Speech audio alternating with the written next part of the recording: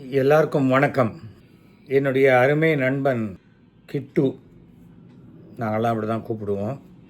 ஆனால் உலக தமிழ் ரசிகர்களுக்கு எல்லாருக்கும் தெரிஞ்ச பேர் மதன் பாப். திடீர்னு நேற்றுக்கு மரணம் அடைந்து விட்டார். நானும் அவனும் கிட்டத்தட்ட 50 வருஷம் ஃப்ரெண்ட்ஸ். நாங்கள்லாம் ஆரம்பத்தில் ட்ரிப்ளிகேன் திருவல்லிக்கேணியை சேர்ந்தவர்கள். நான் ஆலங்கத்தாப்பிள்ளை ஸ்ட்ரீட்டு, வெங்கட்ரங்கம்பிள்ளை ஸ்ட்ரீட்டு, அவன் டாக்டர் நடேசன் ரோடு. ஆனால் எங்களுடைய நட்பு 1972 நான் ட்ராமா ட்ரூப் ஆரம்பித்ததுலேருந்து. அப்போ மதன் பாபு ஆர்கெஸ்ட்ரா பிளேயர். நாடகத்திற்கு லைவ் ஆர்கெஸ்ட்ரா, அந்த லைவ் ஆர்கெஸ்ட்ராவில் ஆர்கெஸ்ட்ரா பிட்லேருந்து உட்காந்து எஃபெக்ட்ஸ் எல்லாம் பார்த்து அப்படியா ஜாங் அப்படி வாசிக்கிறது, இது லைட்ஸ் ஆஃப்க்கு சேஞ்சஸ், அது மாதிரி ஒரு எக்ஸ்ட்ராடனரி கிட்டாரிஸ்ட்டு. அப்புறம் ஹார்மோனியம் வாசிக்கிறது, மியூசிக் போடுறது, மியூசிக் டைரக்ஷன் எல்லாம் தெரியும். ஆல் இண்டியா ரேடியோவில் இஸ் ஒரு grade artist. All India Radio ப்ரோக்ராம்ஸுக்கு அங்கே அந்த ட்ராமா அந்த ப்ரோக்ராம்ஸ்க்கெலாம் மியூசிக் போட்டு கொடுக்குறது அதெல்லாம் பண்ணிகிட்டு இருந்தார். அவருடைய திருமணம், குழந்தைங்க பிறக்கிறது எல்லாம் எனக்கு தெரியும். ஏன்னா அப்பப்போ அவன் எதுக்காக வந்துடுதுன்னா, நாங்கள் 2 பேருமே வாடா போடா ஃப்ரெண்ட்ஸ் தான். அவன் ரொம்ப பிரச்சனையாக இருந்து நான் பார்த்ததே கிடையாது. பிரச்சனையோடு வரவங்களை சிரிக்க வச்சு அதுக்கு ஒரு சொல்யூஷன் சொல்லி அனுப்புகிறவன் தான் மதன் பாப். அதன் பிறகு நாடகத்துலேருந்து டெலிவிஷன் வந்த புதுசு. அப்போ நான் என்னுடைய நன்குடும்பம் சீரியலில் அவனுக்கு ஒரு முக்கியமான நீங்கள் பார்த்தீங்க இல்லையா முதல்ல, அந்த முக்கியமான ரோல், அந்த நெய்பர் எல்லா எபிசோடும் வர மாதிரியான ஒரு ரோல் கொடுத்து ஆரம்பித்து வச்சேன். அதன் பிறகு உடனே ஷோ அவருடைய சீரியலில் கூப்பிட்டாரு. ஸோ ஐ ஸ்டார்டட் ஒரு ஃபுல் ஃப்ளெட்ஜ்டு ஆர்டிஸ்டாக வர ஆரம்பித்தாச்சு. இதுக்கு நடுவில் மியூசிக் ட்ரூப் ஆரம்பித்து மதன் பாப் ஒய்ஃபு சுஷீலா, அப்புறம் பொண்ணு ஜனனி, பையன் அர்ச்சித், எல்லோரும் அவங்க பார்ட்டிசிபேட் பண்ணி அதெல்லாம் வர ஆரம்பிச்சது 90s. அப்புறம் படங்கள் வர ஆரம்பிச்சது. படங்கள் பாலச்சந்தர் சீரியல் போட்டு இன்றைக்கி ஒரு தமிழ்நாட்டில் தமிழ் தெரிந்தவர்களுக்கு நடுவில் மதன் பாபுங்கிற பேர் தெரியாதே இருக்காது. அதனால தான் படங்கள் முடிஞ்சு திருப்பி அந்த டெலிவிஷனுக்குன்னு ஒரு காமெடி ஷோஸ் வந்தபோது மதன் பாபு ஒரு பெரிய ஒரு ரவுண்டு வந்ததுக்கு காரணம் முதல்ல அந்த டெலிவிஷன் எக்ஸ்பீரியன்ஸ் அதெல்லாம் தான். அண்டு அவனுக்கு தெரியாத விஷயமே கிடையாது. எந்த டாப்பிக்காக இருந்தாலும், ஆன்மீகமாக இருக்கட்டும், வேதத்துலேருந்து ஏதாவது சொல்கிறதா இருக்கட்டும், அவங்க அப்பா மிகப்பெரிய ஃப்ரீடம் ஃபைட்டர். ரொம்ப ஒரு ஆர்த்தடாக்ஸ் ஃபேமிலி. அண்டு எல்லா விஷயத்துலேயும் ஒரு கடவுள் நம்பிக்கையெல்லாம் ரொம்ப அதிகம். ஒரு தடவை மறக்கவே முடியாது. நான் மதன்லாம் துபாய்க்கு போகிறதுக்காக கிளம்பி ட்ரிப்ளிகேன்லேருந்து நீ எப்படி வர மதன் அப்படின்லாம் கேட்டேன். நான் உங்கள் 4th ஸ்டோர் எஸ்டேட் வரைக்கும் வந்துடுறேன், அப்படியே பிக்கப் பண்ணிக்கிறேன் அப்படின்னா, இல்லை நான் கொஞ்சம் முன்னாடி போயிடுறேன் மதன், நீ வந்துடு அப்படின்னு சொல்லிட்டேன். ஏர்போர்ட்டுக்கு போயிருக்கேன், மதன் வரல. ஃபோன் பண்ணி என்ன மதன் அப்படிங்கிறேன். இல்லைப்பா, வீட்டில் வண்டி ஏறும்போது வழிக்கு விழுந்து கால் ஃப்ராக்சர் ஆகிடுது. நான் எங்கே ஏர்போர்ட்டுக்கு வருது, அப்படியே இங்கேயே பக்கத்தில் டாக்டர் வீட்டுக்கு போனால் 3 வாரம் ரெஸ்ட் எடுத்துக்கின்றேன். நம்மளே துபாய் போயிட்டு 4 நாளில் வந்துட போகிறோம், எங்கே துபாய் வருது. நல்ல வேலைப்பா, வழியில் அது மாதிரியெல்லாம் ஒன்றும் ஆகாது, உடம்பை பார்த்துக்கோ அப்படின்னு சொல்லி. அதே போல் டெலிவிஷனில் சீரியல்லாம் பண்ணும்பொழுது ஒரு கவுண்ட்ரு ஒன்று வந்ததுன்னா அதுக்கு பதில் கவுண்ட்ரு உடனே சொல்லக்கூடிய கெப்பாசிட்டி உண்டு. சார் நான் எனக்கு ஒரு டைலாக் கொடுங்க சார், அந்த மாதிரிலாம் இல்லை. அந்த அளவுக்கு ஒரு மிகச்சிறந்த அறிவாளி. அவனுக்கு ஸ்டாமரிங் கொஞ்சம் இருக்கும், கொஞ்சம் சில வார்த்தைகள் பேசும்போது சின்னதாக திக்கும். அப்போது கூட சொல்லுவான், நான் அதெல்லாம் எப்படி போக்கினான்னா நியூஸ் பேப்பரை இறஞ்சி படிப்பேன், வாயில் கூழாங்கல் அடிக்கப்பேன், வாய்க்குள்ள அடக்கிட்டு இது பண்ணுவேன். அதெல்லாம் பேசாத விஷயங்களே கிடையாதுன்னு வச்சுக்கோங்களேன். நாங்கள் எங்கள் வாயில் பூந்து புறப்படாத ஆட்களும் கிடையாது. அந்த மாதிரி போன உடனே காஃபி கொடுத்துருவாங்க.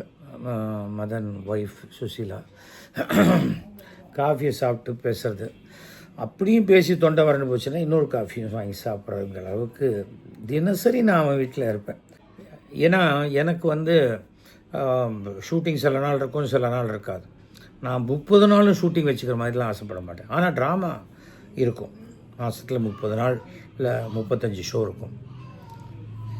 அண்ட் என் ட்ராமாவுக்கு ரெகுலராக வந்து ஸ்கிரிப்ட் படிக்கும்போது என்னோடய ஸ்கிரிப்டை முன்னாடியே கொடுப்பேன்.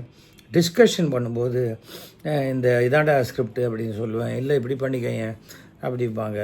அது மாதிரி நிறையா விஷயங்கள். அண்டு ரொம்ப நாலேஜபிள் பர்சன். இதுக்கப்புறம் நான் ஜிஇசி கோல்டன் ஈகிள் கம்யூனிகேஷன், இப்போ விஜய் டிவி இருக்கு இல்லையா, அதை நான் தான் ஆரம்பத்தில் அதை ஹிட் பண்ணி நடத்தினேன். ஸோ ஒரு நாள் திடீர்னு வந்து, டேய் நாளையிலேருந்து இந்த டிவி நீ பார்த்துக்கடா அப்படின்ட்டு ஒரேயார் வீட்டில் கொண்டு விட்டார். ஒரேயார் சொன்னார், பார்த்துக்க சார். அவர் சொல்லிட்டார், அவ்வளோ நீங்கள் பார்த்துக்கங்க அப்படின்ட்டார். அப்போ தான் வந்து நிறையா புது ப்ரோக்ராம்லாம் இன்ட்ரடியூஸ் பண்ணேன். அப்போ வந்து நான் கெடுத்த பாடல் அப்படின்னு ஒரு ப்ரோக்ராம். அது ஏற்கனவே வந்த பாட்டு வேறு மெட்டில் வரும், தாளம் மட்டும் அதே தான் இருக்கும், வேறு மெட்டில் வரும். அந்த தாளத்தை பார்த்து அப்படின்னு நினச்சா வேறு அந்த பாட்டே வேறு மாதிரி பாடுற மாதிரி இருக்கும். அதை வந்து இதுக்கு முன்னாடி யாரோ பண்ணிகிட்டு இருந்தாங்க. அவங்க ஒரு பாட்டுக்கு 1,00,000 ரூபா அதுக்கு எடுக்கிறதுக்கு கேட்டு அதை கொடுத்துட்டு இருந்தாங்க. நான் போனோடனே மதன்னு கேட்டேன்னா, மதன் இதுனா இவ்வளோ எப்படி 1,00,000 ரூபாலாம் ஆகும்? அதெல்லாம் ஒன்றும் ஆகாது. சரி எனக்கு 1,00,000 ரூபா கொடு, நான் 10 பாட்டு போட்டு தரேன். கெடுக்கிறதுக்கு எல்லாத்துக்கு அவ்வளோ ரூபா செலவு அப்படின்னு சொல்லிவிட்டு, சத்யா ஸ்டுடியோஸ் தான் ரெக்கார்டிங். காலையில் 9 மணிக்கு ஆரம்பித்தேன், ராத்திரி 9 மணி 10 பாட்டு, 1,00,000 ரூபா தான் பேமெண்ட் மதன் பாபு. எதுக்காக சொல்கிறேன்னு சொன்னால், அந்த அளவுக்கு திறமைசாலி. என்ன சூட்சமோ அப்படின்னு. என்னுடைய நம் குடும்பம் சீரியலுக்கு மதன் பாபு தான், சின்னத்திரை வண்ணத்திரைன்னு அதுக்கு மதன் பாபு தான் மியூசிக்கு. அது மாதிரி பல விஷயங்கள். எவ்வளோ ஜிங்கிள்ஸ், ரேடியோ கமர்ஷியல் ஜிங்கிள்ஸ். இங்கே உட்காந்து மதன் அப்பா வந்து 15 செகண்டுக்கு ஒரு ஜிங்கிள் கேட்குறாரு, 30 செகண்டுக்கு, இல்லாட்டா 30 செகண்ட் போட்டு கரெக்டாக 15 செகண்டாக கட் பண்ணுற மாதிரி வேணும். ஓகே ரைட்டு, ஒட்டகத்தை கட்டி டியூனில் போட்டலாமா, எது ஹிட் ஆகுமோ அதை போடுமா, அவ்வளோதான். டப்புன்னு போட்டு உடனே ஒரு பாட்டு போட்டு டைலாக் எழுதி இது இன்றைக்கும் என்னுடைய எல்லாமே தமாஷ் தான் நாடகத்தில் அதை வந்து ஃபுல்லாக யாதவ் கி பாராத் அதோடைய கிண்டல் பண்ணின ப்ளே தான் அது. அதை வந்து பேக்ரவுண்ட் மியூசிக்கை வச்சுக்கிட்டு பாட்டெல்லாம் மாத்திரம் மாற்றி பாடி சுஷிலா மதன் தான் பாடியிருப்பாங்க. அது பாடி எடுக்கப்பட்டது. அது அந்த அளவுக்கு ஃப்ரெண்ட்ஸு. அப்புறம் சினிமாவில் பிஸியாக ஆரம்பித்து நிறையா படங்கள். மதன் பாபுவுடைய சிரிப்புக்குன்னே ஒரு ஃபேன்ஸ். அப்புறம் மதன் பாபுவை மிமிக்ரி பண்ணுறதுக்குன்னு ஒரு செட் ஆஃப் பீப்புள் எல்லாருமே வந்தாங்க. தனக்கு ஸ்டாமரிங் இருக்குங்கிறது தெரியாமல் பண்ணிக்கிட்டு கடைசி பர்சனலாக பேசினா தான் மதன் பாபுக்கு ஸ்டாமரிங் இருக்குதுன்னு தெரியும், இல்லைன்னா தெரியவே தெரியாது. அது எவ்வளோ பெரிய ஒரு சாமர்த்தியமாக இருக்கணும், எவ்வளோ பெரிய ஒரு செல்ஃப் கான்ஃபிடென்ஸ். இப்போ கூட கேன்சருடைய தன்னுடைய முதல் கட்டத்துக்கு இதுதான் க்யூர் பண்ணியிருக்க வேண்டியது தான். ஆனால் எனக்கு கீமோ போகிறோம், என்னால் முடியல அப்படிங்கிற மாதிரியான ஒரு டெசிஷன் எடுத்துட்டான். இறக்கிறதுக்கு முதல் நாள், அதாவது நேற்றுக்கு சாயங்காலம் ஒரு 5:30 மணிக்கு பொண்ணு ஜனனியும் ஒய்ஃபையும் பக்கத்தில் வச்சுக்கிட்டு காஃபி சாப்பிட்றீங்களான்னு கேட்டிருக்காங்க. ஒரு 1/2 டம்ளர் காஃபி கொடு, காஃபியை சாப்பிட்டுட்டு எதாவது பாடுவோமா அப்படின்னு கேட்டு, அவனுக்கு பிடிச்ச பாட்டு, பொண்ணுக்கு பிடிச்ச பாட்டு, ஒய்ஃபுக்கு பிடிச்ச பாட்டு, பக்தி பாட்டு எல்லாத்தையும் பாட பொண்ணு பாடும்போது கொஞ்சம் மீட்டர் மிஸ் ஆகுது பார் அப்படி. அதாவது அந்த அளவுக்கு வாஸ் வித் கான்ஷியஸ். ஆனால் அந்த சமயத்தில் சின்ன அவுட் ஆஃப் கான்ஷியஸ் போகிற மாதிரியான சின்ன விஷயங்கள் நடந்துக்கிட்டே இருந்திருக்கு. இவங்க நோட் பண்ணுறாங்க, பட் அந்த பெயின் வேறு உடம்பில் இருந்திருக்கு. அந்த சமயத்தில் தன்னுடைய இறந்து போன சில மூதாதையர்கள், என்ன பெரியப்பா என்ன திடீர்னு வந்திருக்கீங்க அப்படிங்கிறது, திடீர்னு நீ பாடுமா அப்படிங்கிறது, அந்த மாதிரி இருந்துக்கிட்டே இருக்கும்போது திடீர்னு பார்த்தா அம்மா என்னை தூக்கிக்கோமா அப்படின்னு ஒரு வார்த்தை மதன் பாபு வாயிலேருந்து வந்தது. அவ்வளோதான், இஸ் நோ மோர். நம்ம சொல்கிறோம் நிறைய விஷயம், சொர்க்கம் இருக்கா, நரகம் இருக்கா, ஆத்மாக்கள் இருக்கான்னு கேட்குறோம். அவனுடைய தாய் அவனை அழிச்சிட்டு போயிட்டான். போகிறோம் நீ கஷ்டப்பட்டது. நமக்கெல்லாம் என்னென்னா 71 வயசு தான் ஆச்சு அவனுக்கு. நம்மை விட வயதில் சிறியவர்கள் இறக்கும்போது ரொம்ப சங்கடமாக இருக்குது. ஏன் அவன் இன்னும் ஒரு 15 வருஷம் இருந்தான், 20 வருஷம் இருந்தான். இவ்வளோ ஒரு ஞானஸ்தன், நேர்மையானவன், ரொம்ப செல்ஃப் ரெஸ்பெக்டட் பர்சன், ஒரு ஆப்ளிகேஷனுக்காக யார்கிட்டையும் போய் நிற்காதவன், செய்ய மாட்டான். என் பொண்ணுக்கு ஒரு சான்ஸ் கொடுக்குறீங்களா, என் சன்னுக்கு ஒரு சான்ஸ் கேட்கவே மாட்டான். யாரையும் கேட்கவும் கூடாதுன்னு சொல்லுவோம்.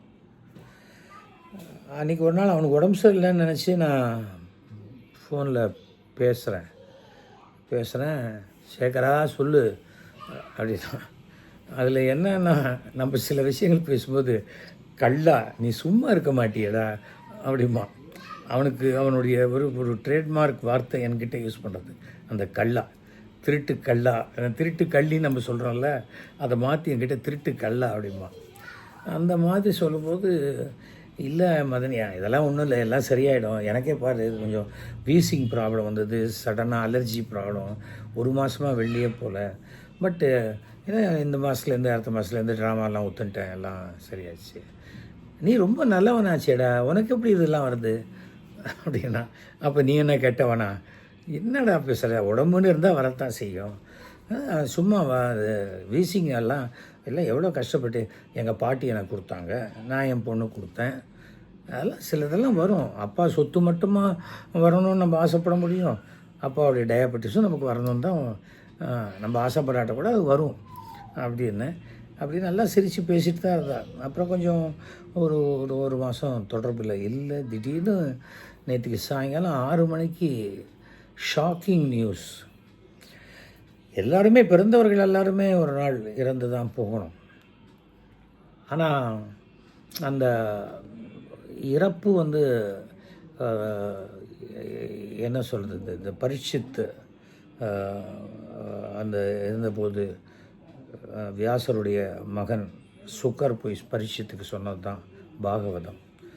அந்த பரீட்சித்துக்கு தான் தெரியும், அந்த ராஜாவுக்கு தான் 7 நாளில் பாம்பு கடிச்சு இறக்க போகிறேன் அப்படின்னு. பாக்கி பேர் யாருக்குமே தெரியாது. பேப்பர் படிச்சுன்னு இருப்பாங்க, இறந்து போயிடுவாங்க. காஃபி குடிப்பாங்க, டம்ளர் விழுந்துடும், இறந்து போயிருப்பாங்க. ஏர்போர்ட்டில் பையன் பார்க்கறதுக்கு அப்பா வராரு, நான் வண்டி ஏறிட்டேடா அப்படிங்கிறது பார்த்தா இறந்து போயிருக்கார் காரில். அது மாதிரி இறப்புக்கள் எத்தனையோ இது இருக்குது. ஆனால் நமக்கு தெரிந்தவர்களை இழக்கும் பொழுது அது நமக்குண்டான இழப்பு. போகிறவங்க போயிட்டாங்க. இப்போ அவன் அம்மா என்னை தூக்கிக்கன்னா அம்மா அப்படியே தூக்கின்னு போயிட்டா தன்கிட்ட.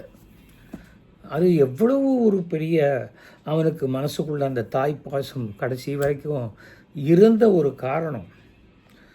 கேலி பண்ணுவாங்க எவ்வளோ பேர், அதெல்லாம் சும்மா ஆத்மாலாம் கிடையாது, இதெல்லாம் டுபாக்கூர். யார் சொல்கிறவன் தான் டுபாக்கூர்.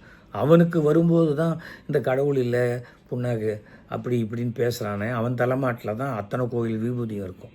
நான் பார்த்துருக்கேன். பட் நான் ரொம்ப நிதர்சனமாக கேள்விப்பட்டது, கிட்டு என்ற மதன் பாபுடைய ஆத்மா சாந்தி அடைய வேண்டும். அது நிச்சயமாக சாந்தி அடையுங்கிற நம்பிக்கை. அவனால் முடிஞ்ச தான தர்மத்தை எல்லாருக்கும் பண்ணியிருக்கான், யாருக்கும் கெடுதலே பண்ணதில்லை. விரோதிகளை வச்சுக்கணும்னு நினச்சதே கிடையாது. பிடிச்சதா சேர்ந்து சந்தோஷமாக சிரிச்சிட்டு ஒன்றா இருப்போம், பிடிக்கலையா அப்படியே விலகி வெளில போயிடும். அப்படிப்பட்ட ஒரு குணம்.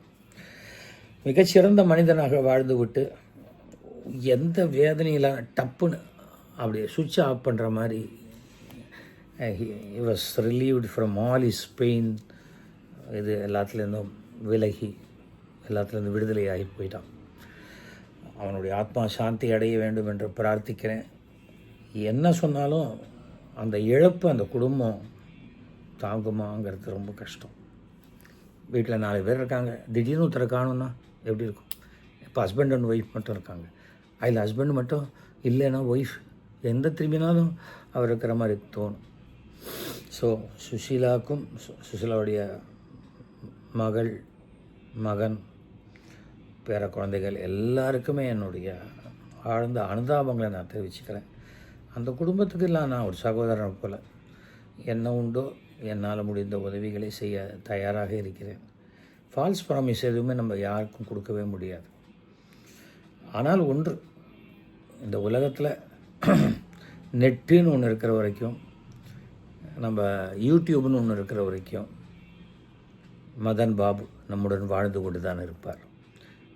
இனிமேல் எந்த படம் போட்டாலும் அந்த படத்தில் அதே மாதிரி இதோ வந்துட்டேன் அப்படின்னு சொல்லி வரக்கூடிய கேரக்டராக இருந்தாலும் சரி வாழ்ந்து கொண்டிருப்பார். நினைவுகள் தான் நம்மளை அப்படியே, நல்ல நினைவுகள் நம்மளை அப்படியே முன்னோக்கி எடுத்து சொல்லும். எத்தனையோ ப்ரேயர்ஸ் எல்லாம் இருந்தாலும் கடைசி வரைக்கும் தனக்கு இப்படி ஒரு விஷயம் இருக்குதுன்னு நெருங்கினவங்களுக்கு கூட தெரியக்கூடாதுங்கிறத வீட்டில் சொல்லி வேணாம், நம்ம கஷ்டம் நம்மளோட இருக்கட்டும், வேறு யாருக்கும் சொல்லி எனக்கு யாருடைய சிம்பத்தியும் வேண்டாம், நான் ரெக்கவராய் நான் இது மாதிரி இதுலேருந்து வெளியில் வந்திருக்கேன்னு எல்லாத்தையும் சொல்லுவேன்னு சொன்ன நபர் தான் மதன் பாபு. அந்த அளவுக்கு ஒரு செல்ஃப் கான்ஃபிடென்ஸ், வாழ்க்கையில் ஒரு நல்ல வாழ்க்கை, நிறைய சாதனைகள் எல்லாம் பண்ணார். ஆனால் இன்னும் நிறைய விஷயம் இருந்திருந்தால் சந்தோஷமாக இருந்திருக்கும். மீண்டும் மதன் பாபு ஆத்மா சாந்தி அடைய நான் பிரார்த்திக்கிறேன். நாமளும் பிரார்த்திப்போம். வணக்கம்.